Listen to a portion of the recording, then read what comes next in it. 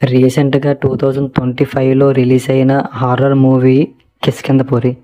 మీ దగ్గర డబ్బులుండి చుట్టుపక్కల థియేటర్లో సక్సెస్ఫుల్గా రన్నింగ్ అయితే వెళ్ళి చూడండి, ఎంకరేజ్ చేయండి. లేకపోతే కవచం లాంటి మూవీ తీస్తాడని నా భయం. ఓకేనా? దీంట్లో శాండీ మాస్టర్ విచిత్రమైన రోల్ చేశాడండి. ఇంక చాలామంది చూసే ఉంటారు కాబట్టి అతనే మెయిన్ విలను. కాకపోతే సస్పెన్స్తో రన్నింగ్ అవుతుంది మూవీ. హారర్ కామెడీ చాలా బాగుంటుంది. ఈ శాండీ మాస్టర్ని చూస్తే మీకు ఎవరు గుర్తు వస్తున్నారో, నాకైతే గేమ్ ఆఫ్ థ్రోన్స్లోని రామ్సే గుర్తు వస్తాడు. మీకు ఎవరు గుర్తు వస్తారో చెప్పండి. సౌండమయ్య రేడియో స్టేషన్ ఎలాగ 100 ప్లేస్ అయ్యింది, దాంట్లో ప్రజలు వెళ్తే ఎందుకు తిరిగి రావట్లేదు, 11 మందిని దెయ్యం ఎందుకు చంపాలనుకుంటుంది, బెల్లమని ఎందుకు 11 మందిని కాపాడాలనుకుంటున్నారు, ఇలాగ సస్పెన్స్తో రన్నింగ్ అయ్యేదే ఈ మూవీ మాట. ప్రతి సీను చాలా బాగుంటుంది. ఏదో రొట్ట కామెడీ పెట్టి కొంతమంది జబర్దస్త్ క్యారెక్టర్లు పెట్టో లేకపోతే కమెడియన్స్ని పెట్టో కామెడీ చేసి అలాగే ఉండదు. అలాంటి పెంట కామెడీ ఏం కాదు, మొత్తం సీరియస్గా ఉంటుంది అన్నమాట.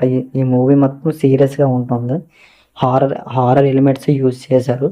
ఎక్కడ పడితే అక్కడ లౌడ్ బీజిఎం పెట్టో లేకపోతే ఇంకేలాగేం చేయలేదు. ఫుల్ హారర్ అన్నమాట. ఎక్కడేం తక్కువ లేదు, ఎక్కడ ఎక్కువ లేదు. బెల్లమని అన్నట్టు 10 నిమిషాల కంటే ఫోన్ యూజ్ చేయరు, తర్వాత స్క్రీన్కి అంటిపోతారు. అందులో సినిమా అంత బాగుంటుంది అని చెప్పి ఆ కాన్ఫిడెన్స్గా చెప్పారు కాబట్టి నిజమే, కాన్ఫిడెన్స్గా యాక్సెప్ట్ చేయొచ్చు, మనం చూడొచ్చు కూడా. సినిమా అంత బాగుంటుంది. అంటే మీ సస్పెన్స్ థ్రిల్లర్ దెబ్బ మీద దెబ్బ, ప్రతి సీను క్లైమాక్స్ లాగా ఉంటుంది అంటారు కదా. సేమ్ ఈ సినిమా కూడా క్లైమాక్స్ లాగా ఉంటుంది. క్లైమాక్స్ అయితే ఇంకా క్లైమాక్స్ లాగా ఉంటుంది. మీరు మాత్రం మూవీ మాత్రం ఎంజాయ్ చేయండి. చాలా రేర్గా వస్తాయి అలాంటి మూవీస్. మూవీ అయితే చాలా బాగుంది, నా ఎక్స్పీరియన్స్తో చెప్తున్నాను. చాలా బాగుంది.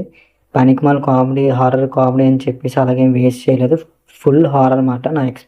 చెప్తున్నాను, చూడండి. చూడండి అని మీకు ఫోర్స్ చేయట్లేదు, నా ఎక్స్పీరియన్స్ చెప్తున్నాను, ఒపీనియన్ చెప్తున్నాను. ఓకేనా? అంటే మళ్ళీ కవచం లాంటి మూవీ తీస్తాడేమో అని నా భయం.